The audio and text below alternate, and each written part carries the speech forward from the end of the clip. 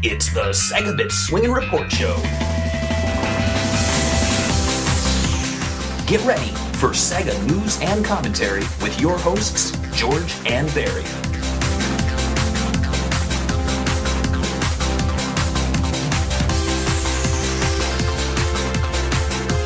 Hello and welcome to the Swingin' Report Show, episode number 64.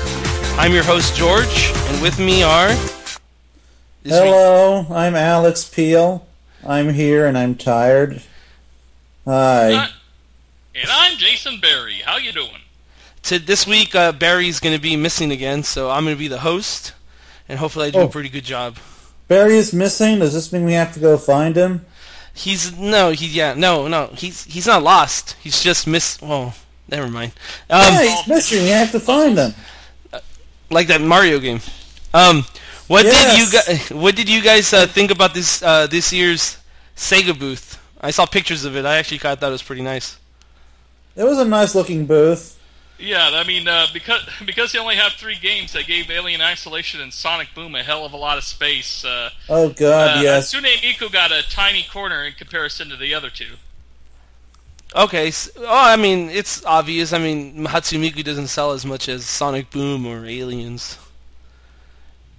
What do you think about this year's booth, Knuckles, compared to last year's? It was nicer. It was nicer. Yeah, Sonic Boom booth had like lots of production stuff in it and stuff. Like it had a bunch of giant Sonic Boom statues, which was a nice change up from the usual Sonic statue that's been at the booth for the previous 4 years. Probably longer than that. Yeah. Probably longer than that. And there's also lots of Sonic Boom toys, some of which look quite nice. Hell, one was actually outside of a case and you could touch it. Did you touch the tape? The sports tape? Yes, I did. And was it highly detailed? You don't want to know what was underneath the sports tape, George. There's a reason why they put that there. Well, that's good. Yes, it's very good. They should put some on It was extremely disturbing. And the whole booth has kind of like this island vibe to it, except for the chalkboard with all these Robotnik sketches on it. It's just a charming, funny little booth that has a lot more personality than any other Sonic booth I've seen. I didn't really notice the chalkboard till today, and there's like Sonic and Knuckles and Tails have written on it and stuff, and showing blueprints and such. It's pretty bad. You guys posted one of them, and it was just the weak spots of all the robots. Yeah, something like that. I actually recorded video of the entire chalkboard. By the way, the only reason why I sound like this is because I'm tired. This is me excited right now. Sleep. Yay! Well, let's talk about some stuff that gets you guys excited. Let's talk about Sonic Boom, the video game. I don't think that gets Jason very excited. Well, actually, yeah. Let's start with the 3DS game. That gets him very excited. Okay, Jason, let's talk about the 3DS game. Yeah, me and Alex are kind of on differing opinions. I mean, Jason sucks. It's a more basic platformer, but I thought it was done pretty well. It's got kind of a Sonic Rush style to it, but at the same time, there's a lot of there's no Sonic Rush style to that game. Well, it's got boosted. It's got like the homing attack and stuff. It has a slower boost, but the level design is the polar opposite of Sonic Rush in every way imaginable. It has it. Hey, shut up! I'm talking. Okay, Knuckles. Let's let Jason tell what he likes about it, then you can tell everything you hate about Jason afterwards. Yeah, Jason sucks. Anyway, basically, there is the only bad spot of it is there is a lot of stop and go because you're using all the characters, and each one has their own abilities to get through the areas. Because it's like besides just being a regular large level, it's a large maze-like level, like what they call Metroidvania or whatever, kind of like those Spider-Man 3DS games. Yeah. So there's times you'll need to stop playing as Sonic and switch out to Tails to use a remote control C-Fox to get a little prize out, or you'll need Tails to fly up using these ventilation shafts which make them fly up higher. You can switch to Knuckles for burrowing, kind of like the drill in Sonic Colors. And you can use Marine to unlock certain areas with their boomerang. Now, they don't always... When you first... what the developer told me is when you first play the game, you don't get all 4 of them at once. You get them over a certain amount of time, and you can actually go through the entire level just as like Sonic alone, if you wish. But it was pretty impossible for me to do that just on this one. So, Jason, Basically, it's a slower-paced Sonic game that's focused more on platforming and exploring than speed, but I still found it pretty good, especially in comparison to the Wii U version. So what do you think... I was going to say, what did you not like about it, since you already said what you liked? Well, I didn't like what Alex didn't like about it, is that there's a lot of stop and go, and what confounds it is also the bottom menu. There's 3 different screens from the bottom menu. One's options, one's the map of the world, and the other one is all the characters where you have to touch to select them. In fact, I brought it up with the designer that maybe they could find a way of using the D-pad to select the characters, which would make the flow of the game much faster than that. And he actually he actually liked my input and is considering it. So that's kind of nice. It is PR. Yeah. So Knuckles, there was 2 other types of levels. Let me go ahead and mention that. There's a tube type of level similar to a little similar to what the rails are in the Sonic Lost World, except without rails. You're basically boosting around, dodging these obstacles. You have to jump up in the air and grab these rails using your enter beam while dodging this giant worm. And that level's pretty quick, and you finally beat the worm right at the end. And then there's a rival stage, which is very similar to Sonic and Sonic Rivals, where I played as Sonic racing against Styx. And that one, you could use your special abilities to get extra shortcuts, and that is all about speed. It goes fairly fast. It is very similar to Sonic Rivals, but it actually flows a lot nicer, and it works a lot better than that particular game. And that's all I got to say now. Now, Knuckles, you could go on and destroy Jason. Well, let's see. Well, as I said earlier, the Sonic Rush comparison it's nothing like Sonic Rush because... Well, it is slower. My turn. It's a lot slower, and it's also much more... the level design is just completely different. In Sonic Rush Adventure, you've got like 2, maybe 3 paths, and you just kind of boost across them, and so they're just kind of really fast obstacle courses. Here, it's essentially Metroidvania or Castle. It's essentially Metroidvania, where you have to kind of go through a stage, kill some enemies, solve some puzzles, and explore. You move around, and I like the idea. I don't actually really have a problem with stop and go.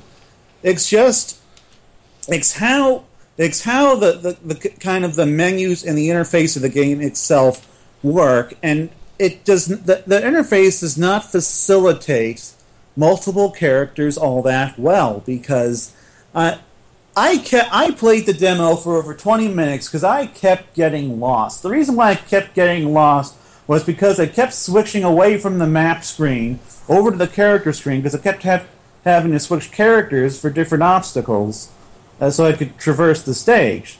And so then I realized, oh crap, I'm getting lost. I'm running around in circles. I switch back to the map screen, and then I'm playing on one character for a while. Then all of a sudden I come to I have to like jump quickly and hit an obstacle, but the obstacle requires a different character, and I can't switch to that character because I have the map screen on, and so I just fall and I have to do this small area over again to get back up there with a different character, and it's like it does not have any of the flow of Castlevania or Metroid, where you can switch between different kinds of weapons on the fly, and even if it can't be done instantly, there's at least like kind of a menu screen that you can navigate to do it, and it destroys the flow of the game, and it really hurts the entertainment value considerably, and it's especially damning for a Sonic game where you're expecting you actually have some speed in that, but it's constantly being interrupted by this awful interface. And if they could fix the interface, then I think I might enjoy this game a lot better. But as it is, it's like I'm tempted to call it a good game that's just behind some bad design decisions. Okay, since that was the good game apparently according to Jason, let's talk about the Wii U version. And to that I say, read my preview. I spent like 6 hours on that. It goes very in depth. If you want my opinion, just go read it. We'll skip Knuckles' opinion. I'm sure is ready to. We'll skip Knuckles' opinion on this one. But Jason, what did you think about it, real quick? Well, they've been saying that it's not your typical Sonic game or anything, but it's not anything like any kind of Sonic game, really. It's a slower paced adventure brawler for the most part. I mean, there is one speed section that's traversing from one world to another, but there's not much in the way of obstacles or anything of detail in that level. Now, Steven says it's because it's like the first one you see, so they made it fairly easy. But it's still like compared to like Sonic Generations, where you're boosting along through a level. It's very, very basic. This is a demo that was in 4 chunks. That was the first chunk. The second chunk I played was Sonic and Knuckles, and that was the most boring to me. You're basically in this mine shaft where you have to stop and look around, find out what you need to do. First, you get attacked by a lot of little robots and snakes. You beat those up right away, and then you're trying to find out how to get past this large gate. And you have to drop this mine down and push it along, bounce off of that, go to the next stage, find the switch to open the gate, pull the mine cart around some more, bounce on another switch to get over to this other area. And it becomes just a little bit tedious to do instead of fun, even for an action-adventure thing. It's fine once you finally get to the drill robot and you're fighting that as kind of like a mini-boss. But that whole level, just for me, just kind of dragged and was just quite a bit dull. So the third area is... Let's go on. Okay, I'll mention the abilities for the Sonic and Knuckles on this level. Sonic can do a spin dash where if there's ramps, he can go up a ramp that the other characters can't reach and grab objects there, while Knuckles can burrow into the ground in certain marked spots and also climb walls with his Knuckles and also in certain marked spots. And of course he's a stronger brawler than Sonic, but Sonic's got faster punching moves. And do you think they both use it? Like, were you having fun when you were playing it, or were you like, this is not a Sonic game, I want to play a Sonic game? That's kind of more like, this is not really a Sonic game, I was getting kind of bored. Amy's abilities in the second level was a little more fun because they're all platform-based, and she can go onto these, balance on these small pipes and jump from pipe to pipe, and there were some cool platforming bits with her swinging around and stuff.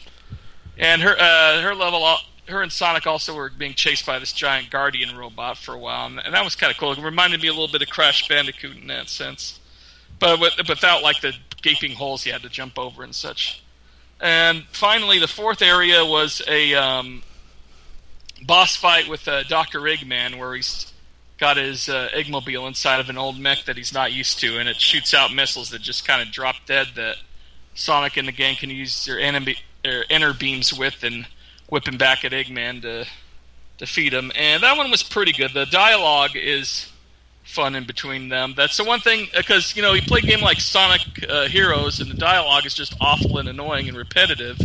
And I'll give you that it wasn't in this one. It actually helps move the narrative along better, and there's quite a few funny moments with that. So if you like your Sonic that's like story-based, and if you want one that doesn't seem to be too challenging in that and that doesn't give you a lot of frustration, then you might enjoy this one. I think it's still better than some other released stuff like Sonic and the Secret Rings or Black Knight. So it might still have a fan base. I don't think that's pretty positive. I was going to say, let's say it's not very positive. I was going to say, let's say the Sonic IP was not used. This isn't bad, it's just very mediocre. So let's say the Sonic IP wasn't used. It was just a regular new Sega IP game, and you played it. Would you think it was fun, or would you think it was shit? I'd still think it was I'd shit. say it was okay. If it was a Ratchet and Clank game, or like a Tomb Raider game, I would still have been fairly bored with it.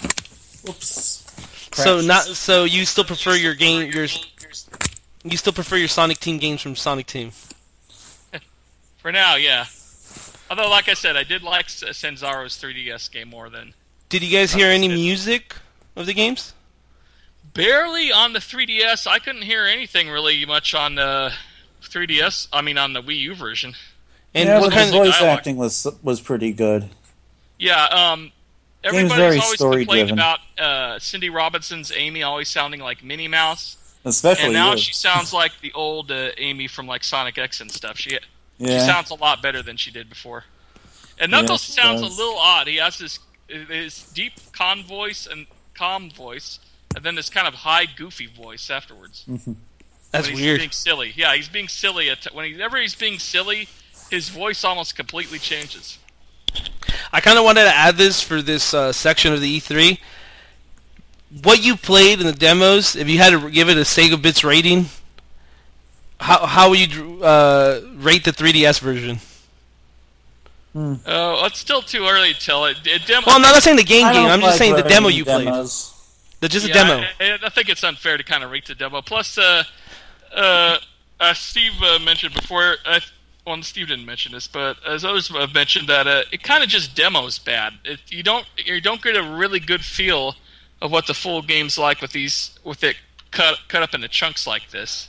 Yeah. Well, this is like an issue though. Like, then why do you show the fucking game if it wasn't made ready for demoing? They have to. Because they kind of have to.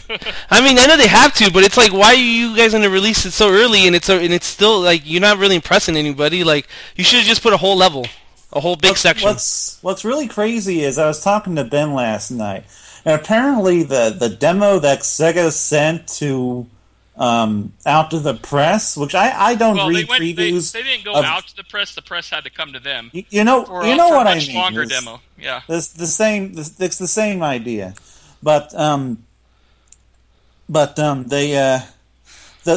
demos that the press played back in like April or May, they were apparently practically broken. There was texture popping. There were massive frame rate issues. And as Ben is telling me this and saying the game is that bad, I go, no, what are you talking about? There was none of that stuff in this demo. It's like, why did they even show it that early? I have to ask. If there were all these graphical issues, what was the point? I mean, like with Sonic Colors, they waited until E3 for that. Sonic Generations, they waited until E3 to show people. Why did they? What made them want to show Sonic Boom early? I mean, it's a little odd. You got to think about it though. Now it's Sega of America full control of this. Like, I think before, I think a lot of people, and if you try to get anybody from Sonic Team on your podcast, sometimes you have to jump loops to try to get somebody. You also have to keep in mind that Sonic Team. I mean, a lot of people in Sonic Team don't even really speak English. So no, I'm not even saying about that. I'm saying like right there. I'm not gonna say who we're gonna get. We're gonna get somebody on the podcast that worked on a version of Sonic on a platform, and we couldn't get it because Sega had to email, I guess, Sonic Team for some reason, and I guess they wouldn't let them do interviews without them being approved. I don't know. I think that's kind of strange, but it's whatever. I was gonna say. Yeah, it just looks like they showed it too early, and I don't know. I'm not confident it's going to be done in time, but I guess we'll see. Hopefully they prove me wrong. Oh, well, I mean, the thing that we actually saw at E3 was a lot better than what the press played. There were minor frame rate issues, and I think the game had an average of 30 frames, which isn't great for a game that looks like that, but isn't awful. But, I mean, by and large, the game wasn't broken. it ran fine. There weren't any serious glitches, so I'm sure it'll be finished. I have a feeling that this game is going to get trashed. I mean, if Sonic Colors could get trashed... yeah. I mean, if Sonic Lost World and Colors and Generations could get trashed, this game is definitely going to get trashed. I mean, there's no doubt about it. So let's move on to some more positive notes. I guess Sega's big game that was that's I guess... Hatsune Miku! No, actually, we're going to talk about Aliens. Because, I mean, this game is getting positive press, and I think it's funny because every time I read a good article about this game, a comment right in the beneath about the last Aliens game, I'm like, oh, shut up. But I guess Sega deserves it a little bit. Oh, they definitely do, but fuck your box. So, you guys played it on the Oculus Rift? I played it on the Oculus Rift. Jason, tell me about your experience with the virtual reality stuff. That was kind of a trip. It was such a short demo though for an hour-long wait, because it only lasted about 5 minutes, and they told me it timed out because it went black right as I managed to get away from an alien. But basically, in the game, get the virtual reality headsets going, and it's all in 3D. And I'm looking around the environment by moving my head, and I could, of course, I still have a 360 controller, so I can move forward and turn that way, just like a regular first-person shooter. But it's kind of disorienting too when you're doing a first-person shooter and being able to look by turning your head. I get to this one area where I'm hiding behind a grate and checking my motion tracker to make sure he's not around. And the motion tracker. It doesn't go out far enough, really, because he can still find you. So I'm hiding behind this area, and all of a sudden, this fire erupts near the front of the alien, and the light shines on me, and the alien sees me and starts screaming and freaking out. So I book it into this locker to hide that was near where I first started. And what was cool is, while I'm in the locker, I can still move around. I can move all the way up to the front of the grate and look and peek out and see the aliens just crawling around looking for me. They can't find me in the locker, and that was just an absolute trip. That just your head movements like that, both forward and back, and all 360-degree movements can affect the environment like that. So, what do you think about? It was pretty spooky. Was this the first time you ever played on the Oculus Rift? Yeah.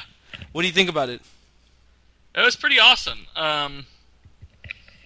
I'd play it probably in a darker environment because I was still getting light coming in on the goggles from beneath. So it wasn't quite fully enveloped, except when I wasn't paying attention to that, because the rest of the image completely surrounds your eyes. And did you? Is this something you would want to buy if you had it for consoles? Oh, hell yeah! It? Yeah, I'd love to buy this thing. This is probably the future of gaming right here. I played this bullet time demo thing, which pretty much the goal was to dodge bullets coming in from the windows and from these 4 guys in front of you, and grab a gun. And I just kept dying over and over again because it's weird that you can't really duck or anything. You have to run straight into a hail of gunfire, and so I'm trying to maneuver around the bullets, but they always manage to track me and hit me and kill me.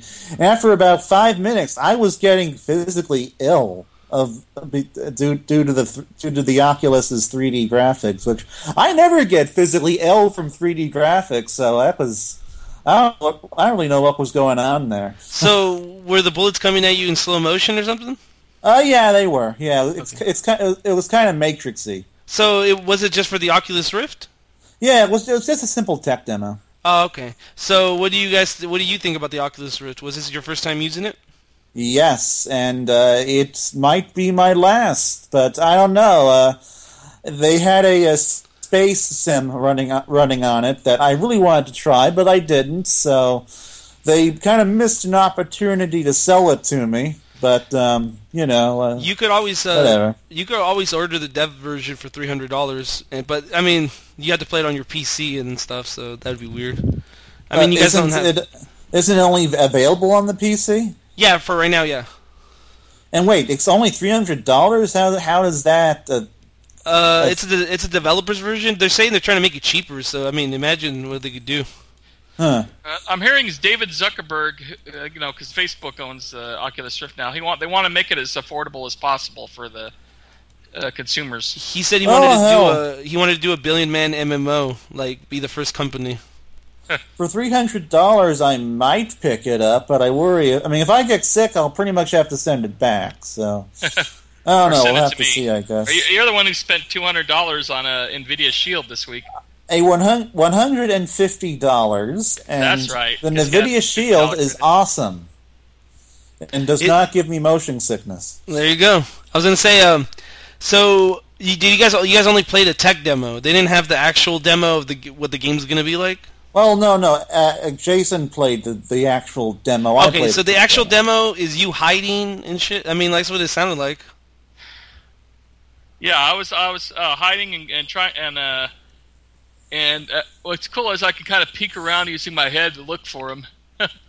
So and then when he saw me, I used the joysticks to like book it into the next room to hide. Did you play Aliens Colonial Marines? No, they did not have that. I'm gonna say, did you play it? I'm saying. Oh, last year, yeah. Okay. Different game, I'm assuming. This is more survival horror. The other one was more shooter. Yes, it's much more survival very horror. different. You got only one alien, and you're not just shooting a bunch of the little buggers. There's no real horror element in Aliens. If it were a version of Colonial Marines that didn't suck, I would gladly have played it. I was gonna say, in the scary, is it scary or is it what's the other word they call the other ones? Just I don't know. Would you consider that scary? Popping up? I don't consider that stuff like scary. I guess it would be like thrill. Well, it's different if it would be on your television, but when you're fully enveloped in virtual reality and you're like there, then yeah, it would be quite a bit more scary. Terrifying, right? Yeah. By the way, fun little fact: Sega has these patches for the Aliens demo. If you manage to beat the demo and not die, they'll give you a patch. And apparently, no one at E3 has gotten a patch yet.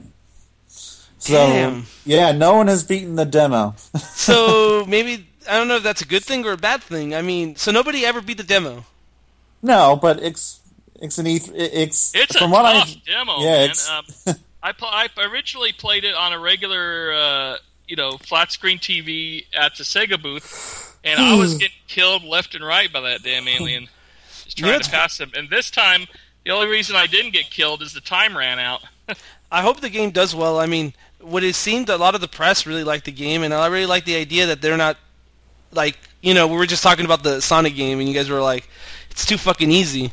And it's pretty nice knowing that, like, there's a developer out there that is like, you know what, let's give these guys something if they actually beat a hard demo that we created for E3. So I think that's pretty nice. Hatsune Miku is hard as shit. Well, we'll talk about that right now. I just wanted to talk about Aliens a couple more. I had a couple questions about the game. Did he talk about any multiplayer stuff? I don't think this is a multiplayer game. I don't think it's got multiplayer. Okay, that's what I assumed. I'm surprised just because of the developer, but... this is essentially a first-person survival horror game. There are no guns or anything like that. It's strictly a single-player experience. And the graphics? Pretty good. Nothing outstanding or anything, but definitely does the trick. You guys played it on PC, I assume. The one I played at the booth because they let me in pretty quick as press was on PS4. Okay, nice. And of course the Oculus Rift as well. And Oculus Rift was PC, I guess, right? I'm assuming so. I mean, it's on PC too. All right, now we can talk about your favorite game, Knuckles. Look at you, all happy. It's not my favorite game. It's just the game I played that wasn't Sonic, and what's funny it was is fun. Yesterday he was actually playing the PS Vita version for the first time, and we hooked up the car speakers to that, so we were playing Hatsune Miku music all the way to E3. Yeah, we were blasting it through the speakers in downtown LA, man. God damn, Knuckles, I know you were a gangster. Yeah. Oh, by the way, fuck the LA Kings. I agree with that. I'm okay with that. But I'm a Sharks fan, so what do I know? Just try and find me, suckers. You'll never get me. I'll be out of California by the time you hear this. I was going to say, how do you like the second F? You said it was fun. I mean, compared to the first one. I mean, this is your first time ever playing this game, right? Oh, it's the third time. I played it once at Round 1 Arcade as an arcade game, like 3 days ago. And then, like yesterday, I played the Vita version, and and then 2 days, then 2 days ago, I played the Vita version, and then yesterday, I played the PS3 version, and it's pretty much the first game. You know, the gameplay is pretty much the exact. It's essentially just the exact same game with new songs and new visuals, and I actually kind of know most of the stuff that's new on that because I had to like cover the news when when they came out in Japan. So I'm thinking probably know more about it than I do. It does seem quite a bit harder than the last one. I was playing it on normal and it was kicking my ass. I think that those Hatsune Miku games are hard as shit to begin with. Like, I understand. I mean, they look cute and stuff, but man, they fuck you up. Yeah. The arcade version really fucked me up because how many I quarters didn't know where any of the buttons were. There weren't quarters; they were credits, and not many. Not many. We mostly played Let's Go Jungle, which I'm going to review. Oh, nice. Yes, Jason played the lady, and I played the dude, and we and it tested our compatibility. It was kind of awkward. So Jason, his first time being a woman in the game? But not in a video game. I mean, come on, we played Lara Croft and lots of other characters. But yeah, what's weird is it's got this romantic angle in a turret-based shooter. Yeah, that's the best part of it. That's just crazy. I was going to say, okay, now let's talk about a game I actually really looking forward to. We didn't really touch on Hatsune Miku that much. What? We didn't really touch on Hatsune Miku. Well, I mean, there's not much to say. Much to say. It's just weird. I mean, if you guys want to talk about more about the demo, what do you think about the song that they demoed? What song did they demo? See? Let's move on to something else. The world is mine was one of them. That's her. There we go. Song. I don't remember the other two, but the third one had the entire cast in it. Here's a good question, actually, that I actually have on my notes. Was there a lot of people in line to play Hatsune Miku? Not really. The demos were decently busy at times, but really none of the. Well, okay, actually, no. Scratch that. Neither Hatsune Miku or Sonic Boom were drawing massive lines. Aliens was, but that's because of how it was set up, where it's just kind of a series of big rooms. Yeah. And how many playable demos were there, Jason? Well, for Sega, just 3. Well, 4 if you count the 3DS and the Wii U version of Sonic Boom separate. No. How many Alien demo booths were there? Oh well, there was 2. Well, there was one for theater, just for showing video of it. Yeah. And the other one I think had about a dozen monitors playing. Oh, if I'm not mistaken. I guess that was by far the most popular title there. I remember there being some long lines. So, Hatsune Miku was just there to show because it's coming out soon, basically. Well, yeah. that and Sega's really pushing. It's pretty much the only Japanese title that they're pushing right now. Isn't that so fucking weird? Like, man, it kind of makes me a little depressed, but I mean... And there's also a Hatsune Miku Con coming in October. It just makes me a little sad because, like, I really wanted Yakuza series to take off, and plus they gave it like 5 freaking releases or something like that. So it didn't pan out. At least they gave it 5 freaking releases. I mean, yeah. I didn't think I remember when Yakuza 2 was announced on PS2 that they were going to release it. I was so excited. The first day I went and bought it, and I was like, they're never going to release another Yakuza game. I better enjoy it. Yeah. So, but hey, we got 5. So yeah. Yeah, well, we got 1, 2, 3, 4, Souls. and the Dead Souls or whatever it's called. Which was kind of sad that Dead Souls was the last one we got. That's a low note to go out. And for the record, I did actually buy every Yakuza game except Dead Souls, but I haven't played anything beyond 2.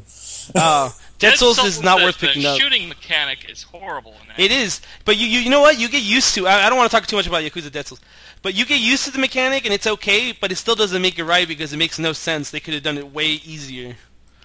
Yeah. So, hey, want to talk about Bayonetta and Sexy Link? That's what I was going to hype up. I was going to say the one game that I really looking forward to. It's and so good. I'm going to break and buy a Wii U. I know it, and I can't stop myself. Oh my god, the final boss battle of the Bayonetta 2 demo is one of the most epic fucking things I've ever seen.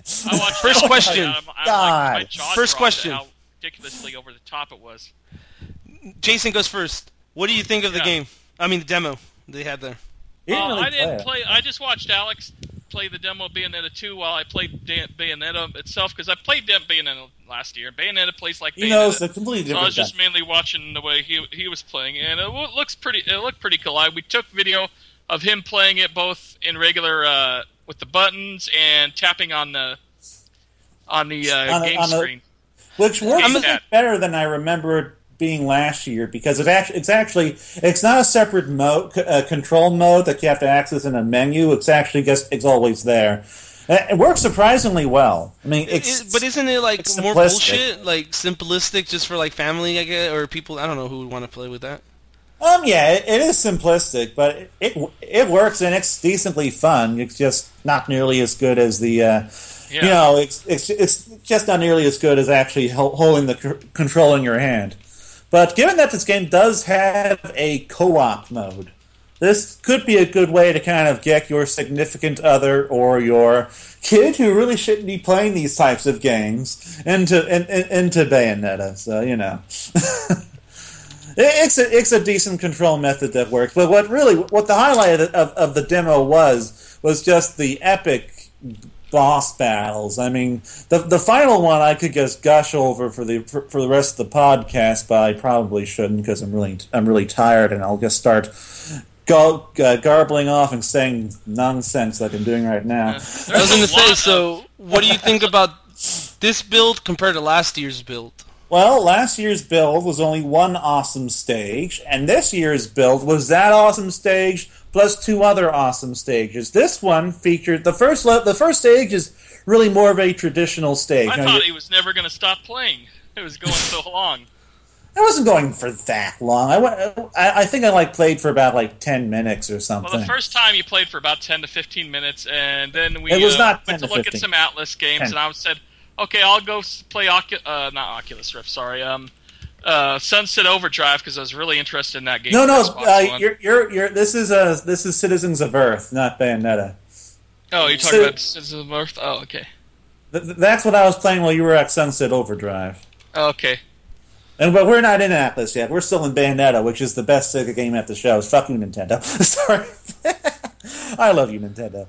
But the second, I played the second and third stage because the first stage was pretty much just what they had last year, and the second stage it's kind of a very typical Bayonetta level. You know, you go through the stage, you fight a big boss, then you do something cool like walk up a wall or something, and then you fight another big boss, and then there's this massive dragon at the end that gets demolishes this whole block of buildings and street, and you're just fighting it in the air on this slab of rock. And it's just, you know, and it's the usual epic Bayonetta fare. And then we have the third mission, which it's actually a lot shorter because it's kind of just a short run through I don't know, several areas where you're fighting a bunch of smaller enemies, and then you encounter this angel dude. And at first, it's kind of small. You know, you're fighting him one-on-one in a town. You know, nothing big is happening. And then he summons this gigantic fucking angel dragon, which we'd all recognize from the last game. It's it has two heads and it has these two human heads in its chest. I don't remember what it's called, but it was from the first Bayonetta game, and he summons it. And then Bayonetta summons this gigantic lion thing, and they start going at it. And then while they're fighting in the background, and occasionally, I think they smash part of the stage like you're fighting on, you're still fighting the angel dude. And then the lion and the dragon kill each other, and both Bayonetta and this angel dude summon these two gigantic, huge monsters, and a whole battle takes into the sky, and then Bayonetta and the Angel Dude are flying through the air with, I guess hitting each other, while this massive battle between two gigantic gods is happening in the background.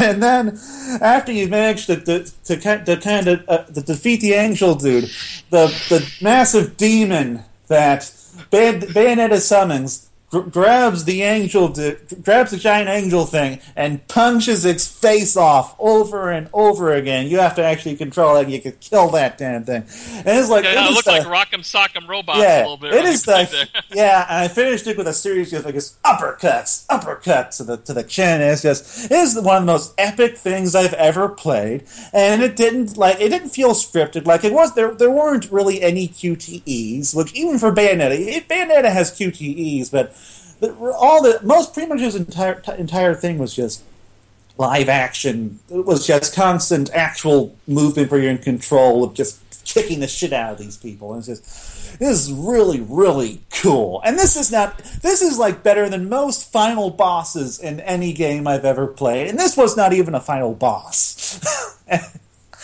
I think this was better than the final boss of the original Bayonetta, where you pretty much kill God and punch it into the sun. I mean, okay, there's nothing that beats punching God into the sun, but aside from that. So, what do you think about the? They said it was 60 frames per second. Was it a constant 60 frames per second? I don't think the Bayonetta 2 was. I believe that had some frame rate stutter, but it was very close. But there was times where there was a tiny bit of frame rate stutter. Not really bad, but there was times where you noticed it would drop around near 30 and then go back up to 60. But we are dealing with an E3 build, and the frame rate is always poorer in the E3 build unless the game is coming out next month. I would say it was mostly 60 frames a second. So, I mean, it's really impressive. I did play the Bayonetta 1 demo with the different changes of Nintendo clothes in it. Slutty Peach, cross-dressing Link. I was playing as Bayonetta dressed up as Samus Aran, and it's basically the demo from the original Bayonetta back in the day, from 3 or 4 years ago. If you remember that, it's like the first stage, basically. But every time somebody played it, she'd be in a different outfit. The first time I saw it, she was Peach, with like a parasol on that and the pink dress, and then somebody else is playing her, and Alex kind of liked it. He thought it was sexy. She was dressed up as Link with the master sword. I didn't say it was sexy. I said, oh my god, that sexy Link, I don't think that looks bad at all. Well, why does this feel so awkward? Shut up! That she looks sexy as Link. I didn't say she looks sexy. Who do you think wore better, Bayonetta or Link? Bayonetta. Okay. So did they say that was the only special features that the first one would have, or? Well, it also has a higher resolution in the frame rate, I believe. So it's basically the definitive edition. Yeah, and it comes for free with Bayonetta 2. Yeah. I don't know if it has a higher resolution. It looks about the same, but it was 60 frames a second. I thought you told me it was 10. I thought they said it was 1080p, 60 frames for the original Bayonetta. I don't think so. I'm not sure, but I don't think so. I'd be surprised if they didn't do that because they're doing it with Bayonetta 2. Yeah, I know. It would. Yeah. Well, probably. I can't tell from those monitors.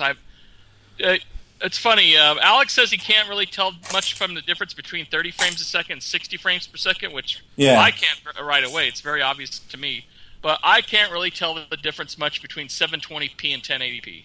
For me, I can see anything that's like below 30 fine. If I can see stuttering at around 20 or something, I realize, oh yeah, the frame rate's bad. But if it's between 30 and 60, I struggle to see a difference. Well, let's not nitpick and be technical. The game looks smooth. Yeah, the game is awesome, and everyone should go buy it. So worth it for the Wii U? Yes, yes, it is. This is going to be like one of the best action games ever made. I'm hoping it sells, because it deserves to sell a couple million copies. Yeah, but it won't because it's on the Wii U and Nintendo's marketing it. Yeah, that's what I was gonna say, but that freaking Hercule game that's like Dynasty Wars is probably gonna sell more. And for the record, I'm not saying that the game would be better off in Sega's hands. I'm just saying Nintendo doesn't have the best track record marketing a game like Bayonetta. This would be a wonderful 101. I mean, the last Platinum games. I was about to mention that. The last Platinum game didn't do that great marketing. But you know, just stick Mario in it, and Nintendo will just become a marketing god. That's true. I was gonna say, Sega Mobile Party. You guys went to that, right? Yes, we did, and it was fun. It actually, I probably had a better time there than I did with. Did you get drunk? No, we had. No, I don't even like alcohol. We had a hell of a time finding it at first because it was saying it was like at a Honeycut Hotel, and I couldn't find it. And it said it was on Flower, and it sure as hell wasn't on Flower. It was on 8th Avenue in like an alleyway. Yeah, it was behind a Honeycut bar. It was behind a hotel I stayed in back in 2011. Yeah, it was just down this dark alley. So you stayed behind in the shadiest. So Sega's like, let's take these guys to like a rape alley, and then we'll show them a party. Really, it's this nice dark bar. It looks like a real seedy place, to be honest. But yeah, but the actual bar looked nice enough. Yeah, the bar was nice. There was actually like a dance floor, and there were all these little orbs overhead. I tried to get pictures, but it was so dark that just you can see them on on our Twitter. I posted them up there, but I couldn't really get anything without a flash, which I didn't want to start blinding people. Yeah, yeah, of course. I was going to say, I did get a picture of the food. What was great is we got to finally relax for a bit. Before we really focused on the games, we went to the bar and just sat down, had some sodas and this nice little food. They had these pretzel beef and bacon sandwiches with pretzel bread, and oh my god, they were so good. Yeah, it was really good. I have to confess, I had 3 of them. I was going to have 2, but they ran out, so I had 1. Fuck, Jason, thanks. Yeah, thanks a lot. Yeah, but sitting down and relaxing, and the food was so tasty, so really put us in a good mood when we finally got around to playing the games. So what games did they have at the event? They had Sonic Dragon Jump. Coin, which is already out. Sonic Jump Fever, which has leaps and bounds improvements over Sonic Jump. Yeah, Crazy Taxi, Fair Wars, and the Super Monkey Ball Peggle Tech. Yeah, Super Monkey Ball. Isn't that one already out too? I hope not. I don't think it's out. I don't think it's out. Most of these games are out in Canada because they kind of test them out there. But they'll all be out in August. Okay. These games will be out in August finally. So let's talk about the Sonic Jump Fever. What do you think about that game? Best was Sonic fun. game at E3. Yeah. Wait, they had it at E3? Well, it wasn't. Well, you know what I mean. Pretty much at E3. As we were leaving, I told Jason, I really hate to say it, but Sonic Jump Fever is probably the best Sonic game of E3. And I was like, yeah. And he was like, yeah. And I'd agree. Yeah, they made some huge improvements of it because before you'd have to reach these long checkpoints before you die in order to keep progressing through that level. And then here they just keep shooting you out of the cannon until you run out of lives. There's it's platforms nice. Like mad. There's enemies all over the place. And it keeps just this constant flow of speed going. You're just constantly going up. It's surprisingly fast for a game where all you're doing is jumping further up in the air. Yeah, it's really good. Boosted the speed on that. Every character from the previous game will be able to be unlocked eventually by collecting red rings. I mean, even characters like Rouge, Vector, or Blaze, or Cream will be available. There's also now Chow, and Chow play an important part of the game. There's a Chow garden where you could find the Chow. And when I was selecting a character, the one demo I had was a later build of the game. There was also an earlier build. The one I had a Sonic only and some selectable Chow. And each Chow had a different power. Like one will grab more rings for you. One will protect you and fight the other enemies. Another one will help boost you up in the air further. So it's pretty cool that Chow play a really important element in the game now. And now I think I can finally finish my Sonic Jump preview for Sonic Stadium. After so if you like Chow, you're going to love this game, because there's Chow galore in this game. But yeah, I really enjoyed this game, and this is coming from someone who... I'm kind of a self-professed mobile gaming racist. but which is funny, because you just bought an NVIDIA Shield. Well, it has nothing but mobile games. Well, except for Half-Life 2. It's essentially a gaming console. And it also has Max Payne, and Grand Theft Auto Vice City, and Sonic 4 Episode 2, and Sonic the Hedgehog 1, 2, and CD from Christian White... What's his name? Whitehead, he had it right. Okay, Christian Whitehead. Yeah, I've been saying his name all day, and I just forgot it. Christian Whitehead. You know, there are lots of console games on it. It's more of like a handheld PC than anything else. Well, you said the main reason you wanted is it has a really Dreamcast emulation.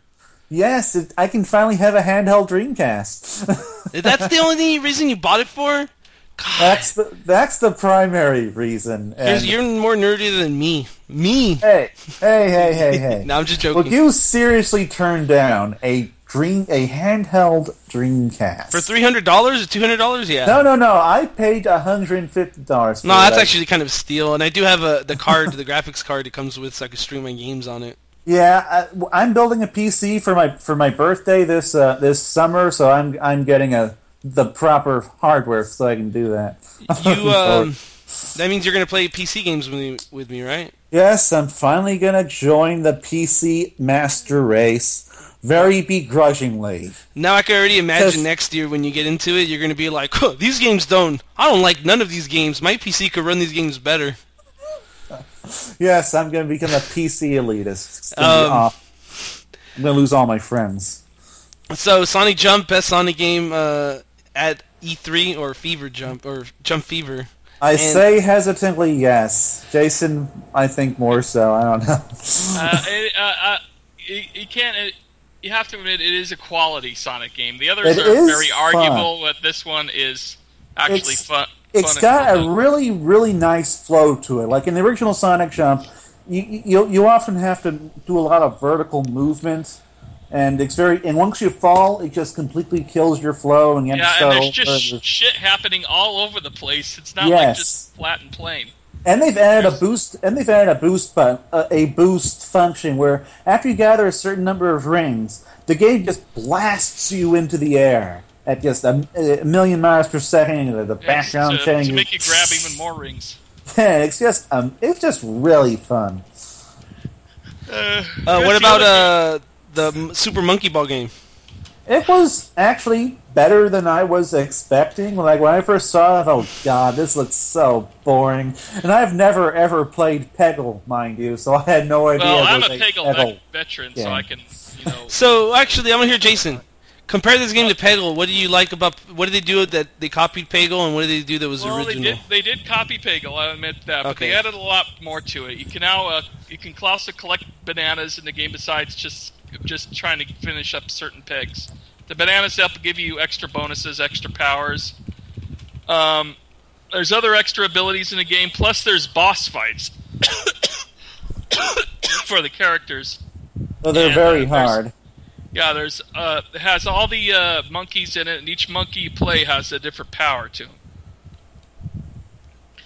So there's a lot of ability. Yeah, nobody there got beat the one boss. I got close because you have to hit him 5 times with the Peggle ball or whatever it's called. And I hit him 4. The monkey ball? Yeah, the monkey ball. The little monkey ball, yeah. I hit him 4 out of 5 times, but I didn't quite get him before I ran out of balls. So, I just didn't have the balls to do it. I heard a lot of negative stuff about it. Apparently, a lot of people were saying that the game was dropping or dying or something. Somebody was telling me on Skype earlier today. The demos we played were all kind of glitchy, but again, that's kind of expected. Yeah, what's weird was when we were playing the early beta version of Sonic Jump Fever, because for some reason there was 2 versions of the demo on the floor. One of them you could select Sonic, Tails, Knuckles, and Amy, and the other one you could only select Sonic, but the one where you could only select Sonic was more advanced. But the other one, I don't know. But the other one, I'm hearing Tails you can play, Knuckles you can play fine, but when you play as Amy, it crashes the game. Yeah, and I kept crashing the game over and over again because I thought, I really have to play this final character so I can get a feel for all of them. But nope. And finally, Jason told me, she crashes the game because she's such an awful character and no one likes her, even the iPad. I was going to say, so the other two games that were there, Dragon Coin and what was the other one? Crazy Taxi? Well, Dragon Coin I've already We're really not talking about Dragon Coin. Yeah, I was going to say, that one's already out, so we don't have to talk about that. You can download Crazy Taxi was a lot of fun. It was a bit better than I was expecting because it's got like this drift mechanic where you can if you hold a turn long enough, the taxi will keep turning. It's actually possible to overturn and just crash into things and stuff. Which I was expecting this to be a really stiff on rails game, but it's got some flow to it. It's got some fluidity to its movement, which surprised me. The guy who was talking to me on there, it's very linear at first, but he says eventually it gets into where it's kind of an open world like the original Crazy Taxi, and you can kind of move around like that. So that kind of excites me. I'm kind of more interested now. All these games are also free to play, where you have to kind of like buy power-ups to get better at the game and that. But they're all done in they're all done pretty much a fair way, I think. Max, I do hope that this game is Crazy success. Taxi, it seems like a lot of Crazy Taxi's time unlock stuff. So here's a few things. The Jump Fever it's also being done by Hardlight, right? Yeah. So it's a Crazy Taxi game, and the Monkey Ball game is done by Three Rings, the company that did Spiral Knights. Yeah, them. I was actually just complaining today. I was like, "What are those guys doing?" And somebody's like, "Dude, they're doing that Peggle ripoff game." And I was like, "Oh," because I was saying they should have ported Spiral Knights to the Wii U as a free game. I thought it would be pretty popular. That would work well on a Wii U, I think. Yeah, I guess I've never actually played Spiral Knights. It's kind of like Zelda-ish kind of gameplay, like the old Zeldas, where you have like a fixed camera, but you play with your friends and explore dungeons and stuff. Well, you know what Nintendo needs to do is they need to go to Sega and say, "Hey, we'll pay you lots of money to port some games over," and then ask for Spiral Knights and Nights into Dreams and Skies of Arcadia, maybe Fun Shenmue 3. Maybe Nintendo on the Wii U. There'll also be a lot of mad people. Oh God, that would piss everybody off except me and Jason and maybe you. Probably. That wouldn't piss you off, right? I'm probably going to buy a Wii U anyway, because, we'll talk about that in the end of the fucking podcast, and me talking about Nintendo positively is very rare. I just want to say that, because I've been bashing the Wii brand since the Wii came out, and was first announced. I hated it. So, okay, we're going to talk about Atlus games. Now, me and Jason divided these games up. I took 2, he took 2. So what do you guys want to talk about? Yeah, there was more on the floor, but then we found out it was NIS that was publishing through. Let's talk about that ferry game. Some the flying bouncing ferry boobs. RPG with it, which was it called Citizens of Earth? Clothes off in. It was all fan servicey, and it was done by the guys who did the Hyperdimension Neptunia game. Yeah, and that one was all fan servicey, and so was this. And it was just not appealing to me at all. So I was like, "Oh, I'm glad I don't have to cover this." So you guys, Citizens of Earth was an Atlus game, right? Yeah. That was my game. Tell us about the gameplay. He actually did an interview where he didn't mess up and he didn't have the questions written down. I'm so proud of him. You always write the questions down. Always. For this one, I just didn't have the time. I didn't know anything about the game. I talked to the guy. I talked to the Atlus guy on the game beforehand to kind of get a feel for it, and then I just went for it, and I didn't fuck it up. Aside from the first introduction, but you know what you're gonna do. But yeah, Citizens of Earth. It's a fun little game. It's a retro RPG. You know, admittedly, it's kind of common these days, retro RPGs, but it's a retro RPG, it's fun, it's got this great sense of humor. You know, if you're into politics, I think you'd really appreciate this, because the vice president of the earth, he's the star of this game. He's kind of a pompous ass who lives with his mother, and she wakes him up and treats him like a child, and he's like 50 years old, and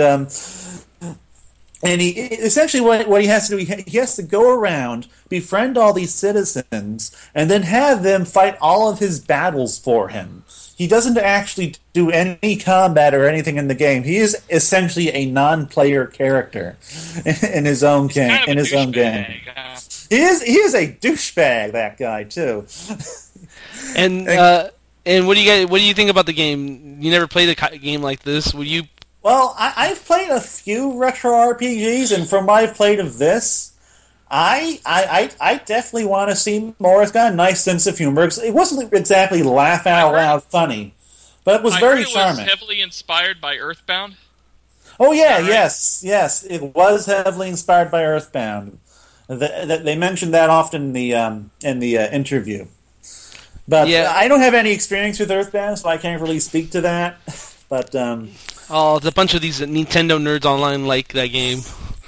It's they'll probably like this one. And by the way, it's going to be on the Wii U and 3DS, and it's not like those Wii U owners have much else to play.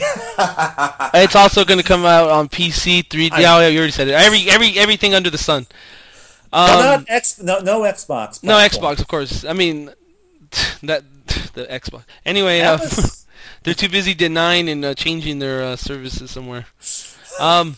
Abyss Odyssey? Who got that one? That was also my game. I didn't like that one quite as much because, well, humor is always a good way to win me over, and this game didn't have any humor. It's kind of like a mashup between Smash Brothers and a roguelike, except it's an easy roguelike. When you die, you lose all your equipment, your items, but you get to keep your gold, your experience, and your skills. And so it's a really hard game. But we started at this medium difficulty at the top layer of this maze-like dungeon, and you have to descend downward. And the game was quickly getting more difficult, more difficult, more difficult until by the third dungeon, by the third area, we had already died once, and we were these soldiers now who were tasked with trying to get to the next checkpoint and resurrecting our old characters, and they just got butchered by some killer plants, and but it's a hard game.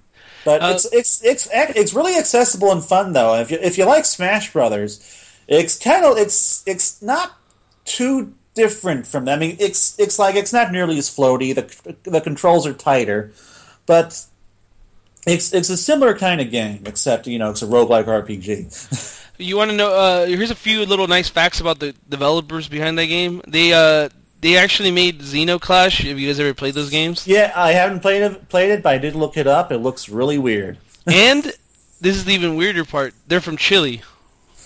Oh yeah. I didn't know it was Chile. I guess knew it was some country down in South America. To Knuckles, Chile, they're all the same down there. Hey. That is not true. I know. I'm joking too. Never mind. Who played Persona Ultimax? Jason.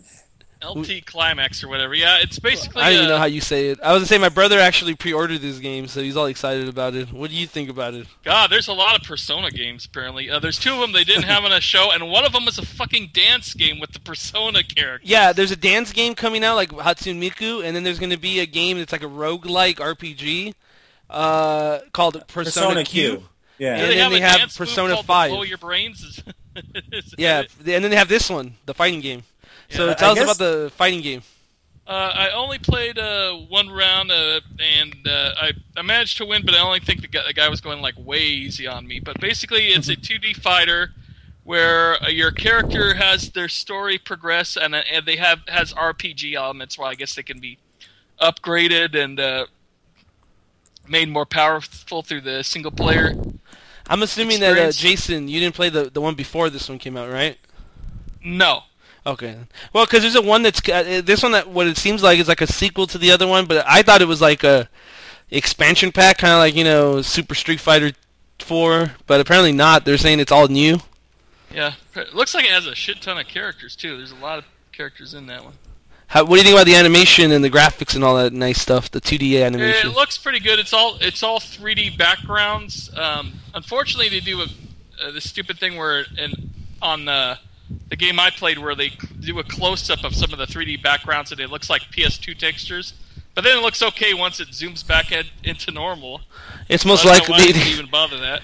Knowing Persona, they most likely ripped all the textures right out of the PS2 games. Yeah. But then when you're playing it, it's pardon me, pixel art. Yeah.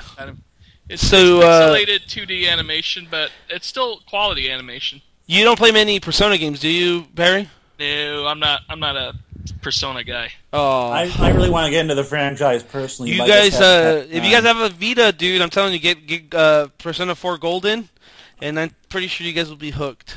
I really want to, but at the moment I've been playing Borderlands 2 on the Vita. Do you like it? A lot of people were saying that the port isn't as solid as people were. Well, I mean, it's a handheld version, so there are going to be graphical sacrifices, but it's still a really fun game. I mean, now I've never actually played the original Borderlands 2 because Gearbox can go fuck themselves, but I've played this version. I was going to say, the other thing I played, say stuff like that. we're going to talk about Rollers of the Realm, right? Yeah, that's the one I played today, and that's also an RPG, but it's all about pinball. What? And each one of the pinballs you collect during the game represents a character, which is really crazy.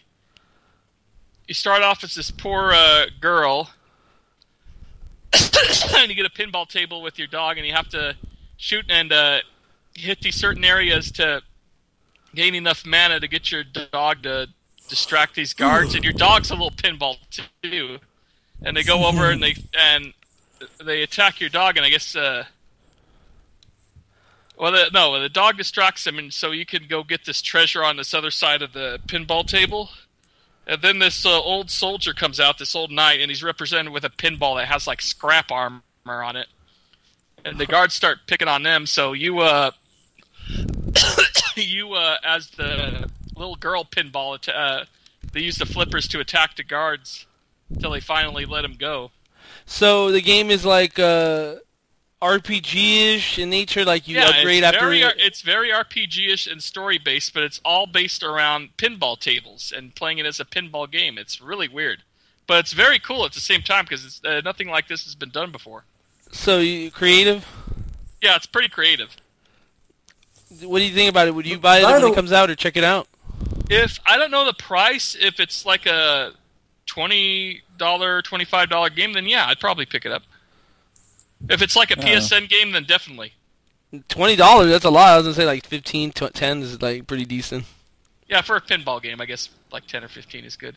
If it's a PSN title, I'll definitely pick it up. Knuckles, you want to add something? Yeah, I want to add a couple things. I do plan on picking up Citizens of Earth, probably on the 3DS, but I don't know. Like, I'm slowly drifting away from Nintendo, so I don't really know anymore. But I definitely want to buy Citizens of Earth at some point. And I'm not so sure about Abyss Odyssey. It's fun, but I'm not sure if it's something I'd really spend more than maybe $10 on. But I do have a little story to share from the Sega booth. I was talking to while Jason was over playing some Sonic Boom 3DS today. Julian Mayfield came out. George, you know who Julian is, right? Yeah, I know who he is. Yeah. And apparently, he and Kelly have both been like in the back or in the staff room for pretty much the entire show. What are they doing? Are they hiding? No. Yes, they're hiding from me. They're taking breaks. They don't like talking to us. No. And I was talking to Julian because he had come out. He was hanging out with me. He's really cool. Julian, Kelly, and Aaron are both always such awesome people, even when we have to kind of badmouth some of their games. They're awesome people. They're great people. And I noticed when the door to the staff thing was opened, I saw a little stuffed bipedal pig in a Sega shirt, and I asked him, what is that? He's like, is that the Sega pig or something? He he said, yeah, that's that's something that we always have over in the inside the staff thing. And I asked him if I could take a picture, and he said, well, you can't take any pictures of the inside of the room, which doesn't really make much sense to me, because from what I could see, it was pretty much just the stuffed pig and a printer box and some office equipment. But I can't take any pictures of the inside of this green room for some reason. But you should have just told him, well, I don't want to take a picture of the room, I want to take a picture of the pig. No, I told him that. I told him that. He went in and he said, I don't know if I could take out the pig. That's there's like a tradition or something behind this. And he went in there and he talked to people and said, I'm sorry, I can't take the pig out of the room. There's the last compromise for me would have been, here's my camera, go in there and you take the picture. And bring it back. No pictures can be taken of the inside. Again, I don't know why. Like maybe Sega doesn't want people to see their green wallpaper or something. It's a personal thing. It is a company. It's possible.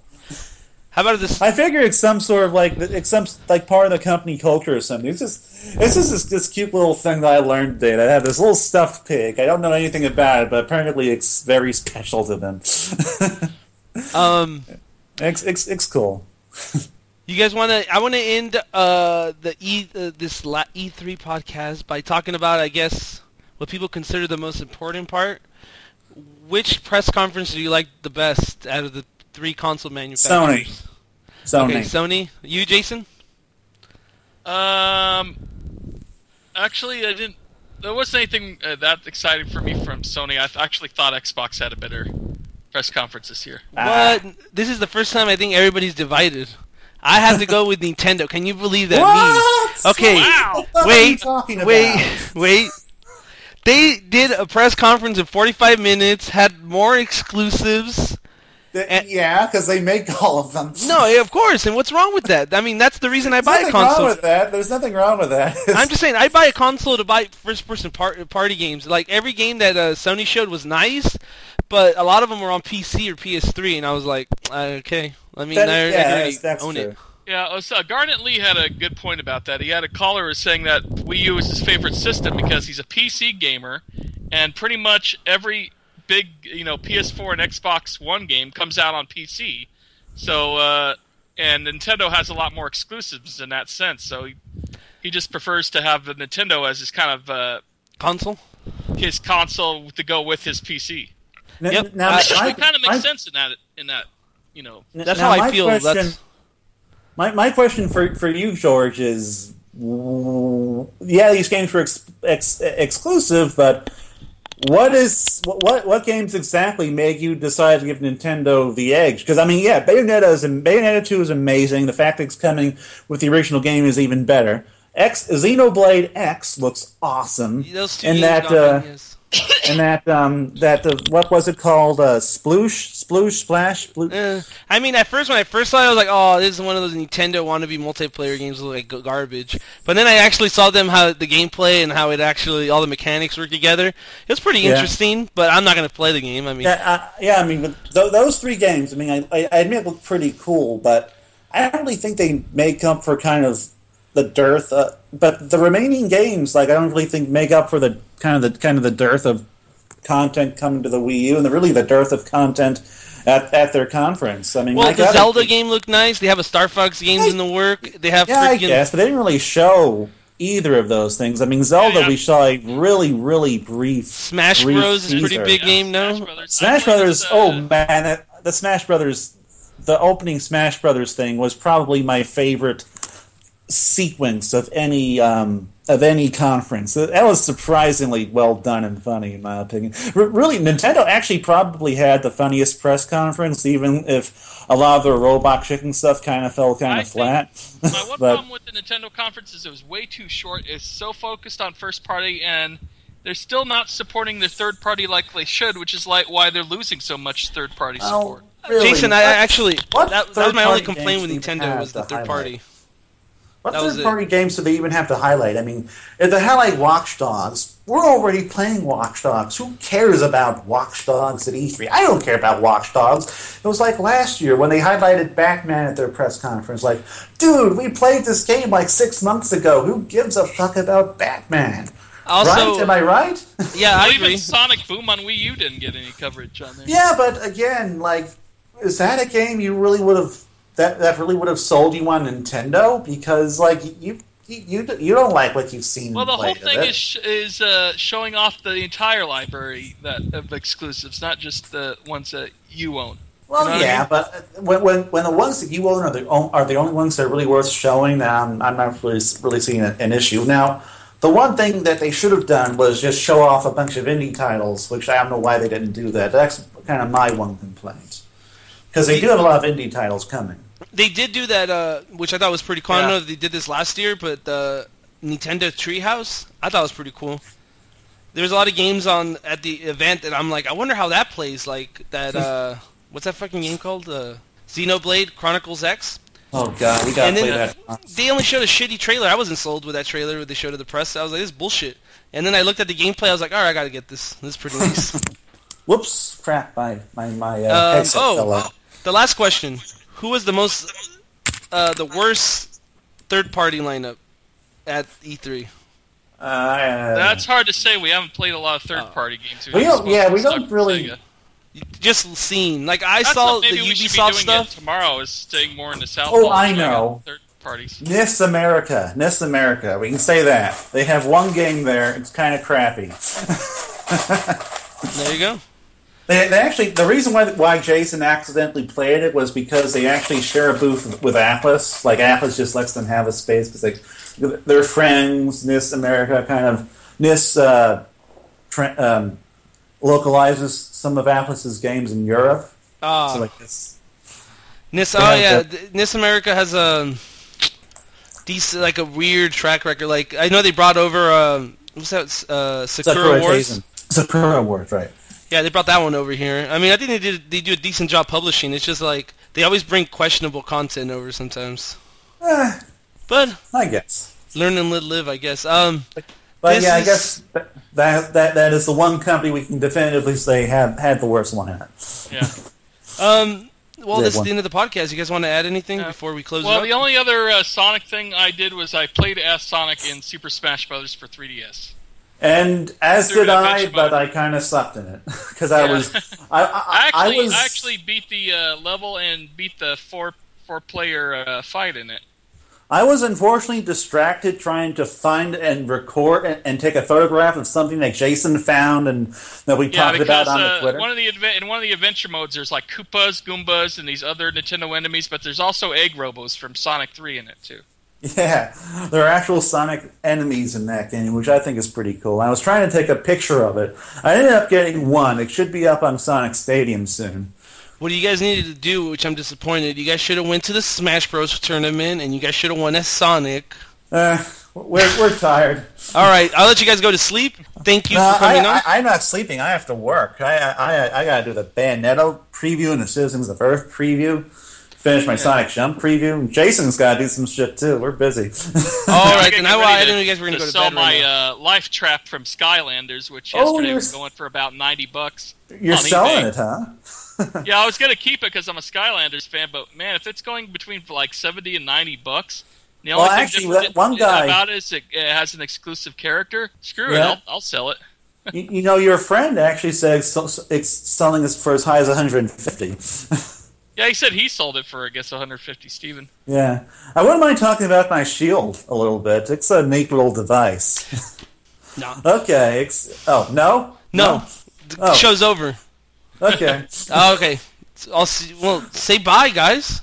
I don't want to So say long. bye. I'm tired. Bye. Bye. In other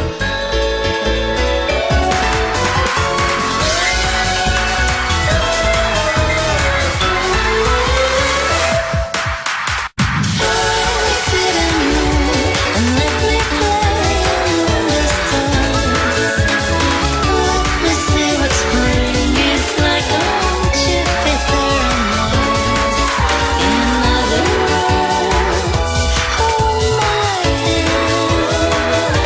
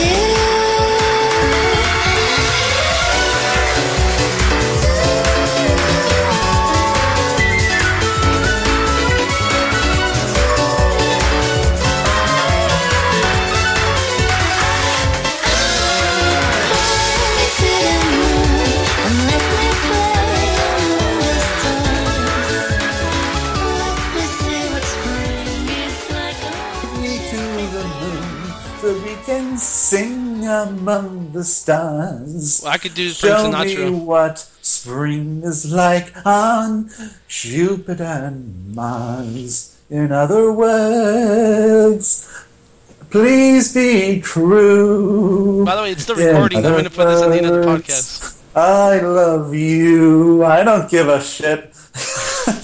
All right. Then. I love that song.